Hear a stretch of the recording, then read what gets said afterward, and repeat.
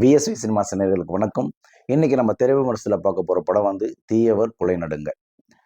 இந்த படத்தை தினேஷ் இயக்கியிருக்கிறாரு. இந்த படத்துல வந்து அர்ஜுன், ஐஸ்வர்யா ராஜேஷ், பிராங்க் ஸ்டார் ராகுல், தங்கதுரை, ராம்குமார் நிறைய பட்டாளமே இந்த படத்துல நடிச்சிருக்காங்க. இப்போ தீயவர் கொலை நடுங்க படத்தை பத்தி நம்ம பார்ப்போம். இப்போ சென்னையில பார்த்தீங்கன்னா நிறைய குழந்தைங்களை வந்து செக்ஸ் அபியூஸ் பண்றதா நிறைய நியூஸ் நம்மளுக்கு வந்துட்டு இருக்கு. அது அடிப்படையா இந்த ஒரு கதையை பண்ணியிருக்காங்க. இந்த படத்துல வந்து ஒரு கொலை நடக்கும். அந்த கொலையை இன்வெஸ்டிகேஷன் பண்றவர் தான் அர்ஜுன். இவர் இந்த படத்துல இன்ஸ்பெக்டரா பண்ணியிருக்காரு. இப்போ அந்த கொலை செய்யப்பட்ட நபருக்கும் அர்ஜுனுக்கும் ஐஸ்வர்யா ராஜேஷ்க்கும் இந்த கதைக்கும் என்ன தொடர்புன்றதுதான் கதை. அர்ஜுன் சாரோட படம் நம்ம நிறைய பார்த்துருப்போம். எத்தனை படம் நடிச்சிருந்தாலும் இந்த படத்துல வந்து அவர் ஒரு ஸ்பெஷலான்னு சொல்லலாம். அந்த அளவுக்கு அவருடைய பர்ஃபார்மன்ஸ் இருக்கு. இப்போ இந்த கொலையை வந்து யாரு செய்தாங்க, எதுக்காக செய்தாங்க, அந்த கொலைக்கும் இவருக்கு என்ன சம்பந்தம், யார் யார் இந்த கொலையில சம்மந்தப்பட்டிருக்காங்கன்ற விஷயத்த வந்து அர்ஜுன் சார் கையில் எடுக்கிறாரு. அவர் கூடவே தங்கதுரை டிராவல் பண்றாரு. இப்போ இன்னொரு பக்கம் பார்த்தீங்கன்னா ஐஸ்வர்யா ராஜேஷ் இவங்க ஒரு முக்கியமான கதாபாத்திரம் பண்ணியிருக்காங்க இதுல. இப்போ ஐஸ்வர்யா ராஜேஷுக்கும் அந்த கொலை செய்யப்பட்ட நபருக்கும் என்ன சம்பந்தம்ன்றது கிளைமேக்ஸ்ல ஒரு பெரிய ட்விஸ்ட் இருக்கு. அதை வந்து டைரக்டர் தினேஷ் நல்லாவே எக்ஸிக்யூட் பண்ணியிருக்காரு. இப்போ அர்ஜுன் சாரை பத்தி நம்ம சொல்லணும். அர்ஜுன் சார்லாம் இதுல வந்து பயங்கரமா ஃபைட் பண்ணியிருக்காரு. இதுல இன்டர்வெலுக்கு முன்னாடி ஒரு ஃபைட் சீன் இருக்கு லிஃப்ட்ல. உண்மையே அவர் சின்ன வயசுல எப்படி ஃபைட் பண்ணுவாரு அந்த எனர்ஜியோட இந்த படத்துல ஃபைட் பண்ணியிருக்காரு. அவ்வளோ சூப்பரா பண்ணியிருக்காங்க. அது ஒரு சின்ன லிஃப்ட் தான், அதுக்குள்ள ஒரு 5-6 ஃபைட்டர்ஸ் அவங்கள கூட சண்டை போடுறதுன்றது வந்து ரொம்ப ரிஸ்கான விஷயம். அந்த அளவுக்கு சூப்பரா பண்ணியிருக்காரு. அந்த படம் பார்க்கும்போது நம்மளுக்கே அந்த ஃபைட் எல்லாம் பார்த்தீங்கன்னா கொஞ்சம் கூஸ் பம்ஸே ஆகுது. இப்போ ஐஸ்வர்யா ராஜேஷுக்கும் இன்னொரு நபருக்கும் ஃபேஸ்புக் மூலியமா 2 பேரும் லவ் பண்றாங்க. அவங்க ஒரு கட்டத்துல வந்து மீட் பண்றக்கூடிய சூழ்நிலை வரும். அவங்க 2 பேரும் ஒரு லவ் ட்ராக் போயிட்டு இருக்கும். இப்போ ஒரு அப்பார்ட்மெண்ட்ல வந்து ஒரு குழந்தை வந்து மேலேருந்து கீழே விழுந்து இறந்துரும். இப்போ மறுபடியும் அர்ஜுன் போயிட்டு அதை இன்வெஸ்டிகேட் பண்றாரு. அந்த குழந்தை யாரு, எதுக்காக மேலேருந்து கீழே விழுந்தது, என்ன காரணம் அப்படின்னு இன்வெஸ்டிகேஷன் பண்றாரு. அந்த குழந்தை யாருன்னா, அந்த குழந்தை வந்து மன வளர்ச்சி குறைவாக இருக்கக்கூடிய ஒரு மாற்றுத்திறனாளி குழந்தை. அந்த குழந்தை வந்து ஐஸ்வர்யா ராஜேஷ் பணிபுரியும் ஸ்கூல்ல வந்து அந்த குழந்தை ஸ்பெஷல் சைல்டா இருக்கும். அந்த குழந்தைக்கும் ஐஸ்வர்யா ராஜேஷுக்கும் ரொம்ப நெருக்கமான ஒரு உறவு உண்டு. அந்த குழந்தையோட அம்மா தான் அபிராமி பண்ணியிருக்காங்க.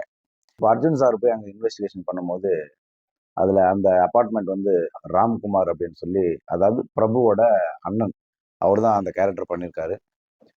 அவரை போய் இன்வெஸ்டிகேஷன் பண்ணுவாரு. அவர் என்ன சொல்லுவாருன்னா, நான் இந்த கொலை பண்ணல, எனக்கு இதுக்கு எந்த சம்மந்தம் இல்லைன்னு சொல்லி சொல்லுவாரு. ஆனா அர்ஜுன் சொல்லுவாரு, இல்ல இது நீ தான் பண்ணியிருக்க, உண்மையை ஒத்துக்குன்னு சொல்லுவாரு. அப்போ நம்ம பர்சனலா மீட் பண்ணுவோம்னு சொல்லிட்டு ஒரு பீச்சை காட்டுவாங்க.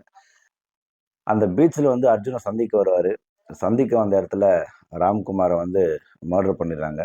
அது யாருன்றது வந்து இன்ட்ரோல் பிளாக்லயே வந்து டைரக்டர் ரிவீல் பண்ணிடுறாரு. அது யாருன்னா ஐஸ்வர்யா ராஜேஷ். இப்போ ஐஸ்வர்யா ராஜேஷ் இந்த ஹோட்டல் உரிமையாளரை எதுக்கு மர்டர் பண்றாங்க, அவங்களுக்கு இதுக்கு என்ன தொடர்புன்றதை பார்ப்போம். அந்த மன வளர்ச்சி பாதிக்கப்பட்ட அந்த குழந்தை வந்து அந்த அப்பார்ட்மெண்ட்ல தான் குடியிருக்கும். அந்த அப்பார்ட்மெண்ட்டுக்கு ராம்குமார் அப்பப்போ தன் நண்பர்களோட வந்து மது அருந்தது இந்த மாதிரி விஷயங்கள்லாம் பண்ணுவாரு. நம்ம ஸ்டார்டிங்ல சொன்னோம்ல, ஒரு கொலை நடக்கும். அந்த கொலையை வந்து அர்ஜுன் சார் இன்வெஸ்டிகேஷன் பண்றாருன்னு. அந்த கொலை செய்யப்பட்ட நபரும் இந்த ராம்குமாரும் இதே ஃப்ளாட்ல அந்த குழந்தைய வந்து செக்ஸ் அபியூஸ் பண்ணியிருப்பாங்க. ஏன்னா அந்த குழந்தைக்கு வாய் பேசாதுல்ல, அதால எதுவுமே சொல்ல முடியாது.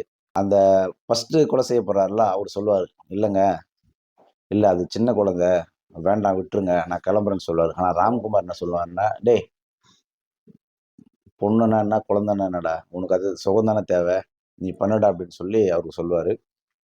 2 பேரும் அந்த தவறை பண்ணுவாங்க. ஆனா அந்த குழந்தை வெளியே சொல்ல முடியாத சூழ்நிலை இருக்கும்.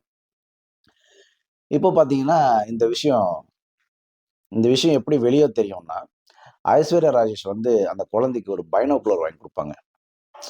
அந்த பைனாகுலரோட ஸ்பெஷல் என்னன்னா, நம்ம எதை பார்த்தாலும் ஆட்டோமேட்டிக்கா அது ரெக்கார்ட் ஆயிடும். கொஞ்ச நாள் கழிச்சு அந்த குழந்தை இறந்த பிறகு ஐஸ்வர்யா ராஜேஷ்க்கு தெரிய வரும். அப்ப அந்த பைனாகுலரை எடுத்து பார்க்கும்போது அதுல எல்லாமே ரெக்கார்ட் ஆயிருக்கும். அந்த குழந்தைய யார் யாரு செக்ஸ் அபியூஸ் பண்றாங்க அப்படின்ற விஷயம் எல்லாம் தெரிஞ்சுட்டு, இப்போ அவங்கள எல்லாரையும் நான் கொலை பண்ணணும், இந்த இந்த சமூகத்துல இந்த மாதிரி ஆளுங்களை விடக்கூடாதுன்னு சொல்லிட்டு அவங்க ஒவ்வொருத்தரையும் கொலை பண்ணுறாங்க. யார்? ஐஸ்வர்யா ராஜேஷ் அந்த குழந்தைகிட்ட யார் யார் செக்ஸ் அபியூஸ் பண்ணாங்களோ அவங்க எல்லாரையும் ஒவ்வொருத்தரையும் கொண்டுட்டு வராங்க. கிளைமேக்ஸில் பார்த்தீங்கன்னா அந்த குழந்தைய வந்து இவங்க 2 பேரும் மட்டும் செக்ஸ் அபியூஸ் பண்ணல. இதுக்கு முன்னாடி ஒருத்தர் இருக்கிறான். அவனும் இதே தான் பண்ணியிருக்கான்னு சொல்லி ரிவீல் பண்ணும்போது அவன் யாருன்னா, ஐஸ்வர்யா ராஜேஷ் ஃபேஸ்புக்கில் லவ் பண்ணான்ல ஒரு பையன், அவன் தான் முதல்ல அந்த பொண்ணை செக்ஸ் அபியூஸ் பண்ணியிருப்பான்.